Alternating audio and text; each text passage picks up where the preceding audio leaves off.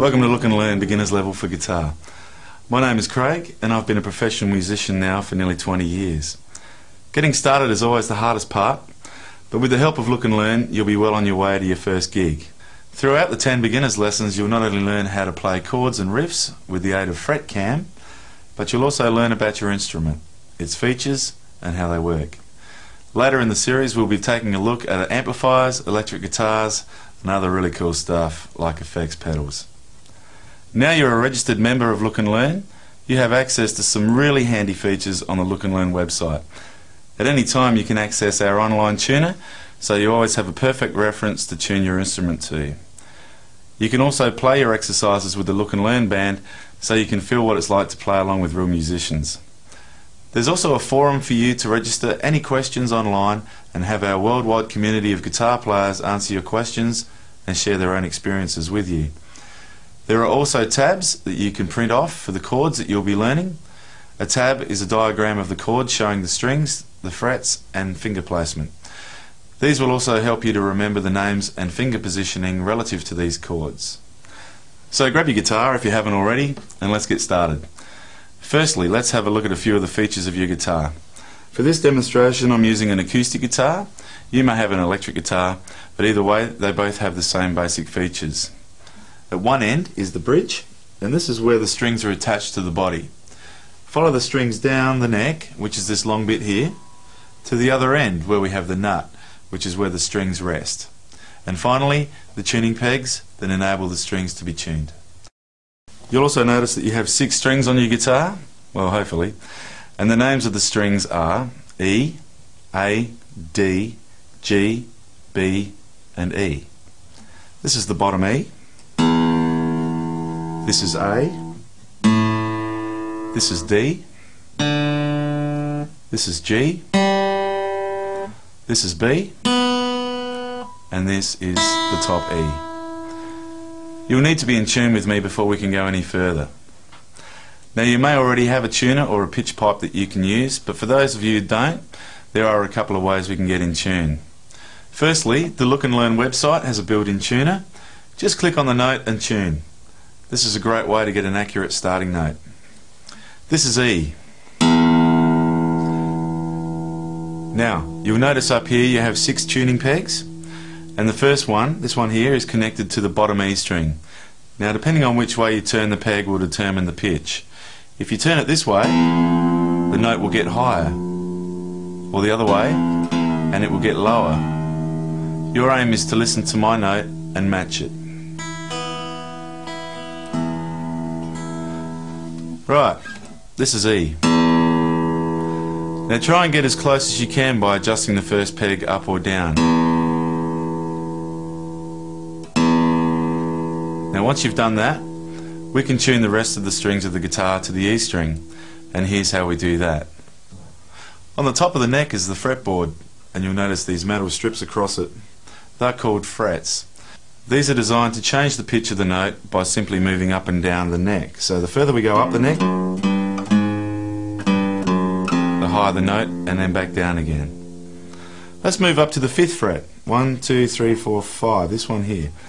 And the note that you're hearing now is A, which is also the same as the 2nd string, and that should sound like this. Now if the A string is slightly out of tune, by holding down the E string on the 5th fret, take your picking hand and tune the A string,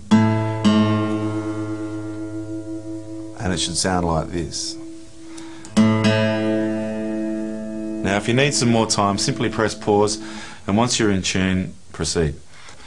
Once your A string is in tune, we can move up to the 5th fret on the A string, and this note is D. 1, 2, 3, 4, 5, which is the same as the 3rd string, or the D string. So by turning the 3rd tuning peg, you'll be able to match the D note like this.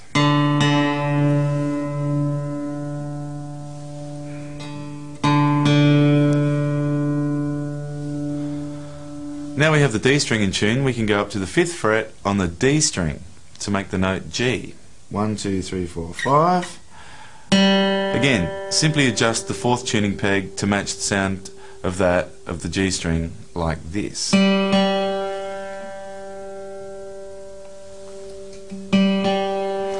Now to tune the B string, or the 5th string, we have to place our finger on the 4th fret of the G string.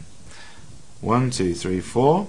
This note is B. Again, we just make the adjustment to the 5th tuning peg to match the sound as we play the G string to create the B note. Making sure we play both strings together to ensure they sound the same. Okay, once we have the B string in tune, we can move on to the 6th or the top E string. Again, we place our finger on the 5th fret on the B string, 1, 2, 3, 4, 5, and this note is E. Make sure you are matching the sound you make with your finger on the 5th fret on the B string. If your strings sound like mine, E, A, D, G, B, and E, then we're ready to play our first chord. If not, then that's okay. You may not get it right the first time. Simply return to the beginning of this section and start again. It's important to note that this is not a race, so take your time, and once you're in tune, we can continue. Okay, let's begin by learning our first chord. This is the E major chord, and it sounds like this. Now, if you've never played a chord before in your life, then this is going to be a challenge. Again, take your time. Start by wrapping your hand around the neck. Make sure your thumb is around, and using the tips of your fingers, these bits here, place your first finger on the G string on the 1st fret. Your second finger on the A string on the 2nd fret, and your third finger on the D string on the 2nd fret. Now strum down over all the strings. And how does that sound? Does it sound like this? Or maybe like this? First thing you may need to check is your fingertips. Do you have string marks on the tips of your fingers or further around? It's a telltale sign whether or not you're using the correct technique. In the same way that you make a fist, you'll notice that your fingers curl around. This is the finger shape we're after. Not this, not flat fingers like that, but around like that. So let's try again. First finger on the G string on the 1st fret, second finger on the A string on the 2nd fret, and the third finger on the D string on the 2nd fret. Now, how does that sound? If you're still struggling with this, then that's okay. It's not easy, and you will experience some discomfort in your fingers, but you'll get used to this. Don't let this stop you from reaching your potential. You know what they say, no pain, no gain. It's important to note that throughout this series there will be times when you'll need to pause and return to the appropriate spot on the video. So if you take your time and move through this series slowly, you'll find it easy to achieve results later down the track. With Look and Learn, we'll end every lesson with a simple but impressive exercise. And what I'm about to show you is something that is not only relatively simple, but is something that will impress all your friends. Using some of the elements of the E major chord we've just learnt, we can play what is referred to as a riff. Now, riffs are very common in the guitar world, and this is one of the granddaddies of them all. Often used by blues guitarists like Chuck Berry. He was huge in the 50s and 60s and has influenced a lot of great players over the years. He was a bit of a crazy dude as well. This is a 2-finger exercise that uses the first 2 strings, the E and the A. Now, by placing your first finger on the A string on the 2nd fret, right there, we start strumming the bottom 2 strings, the E and the A, like this. Now take your third finger and place it on the A string on the 4th fret, like so. You may not be able to reach it with your third finger, so use your 4th finger.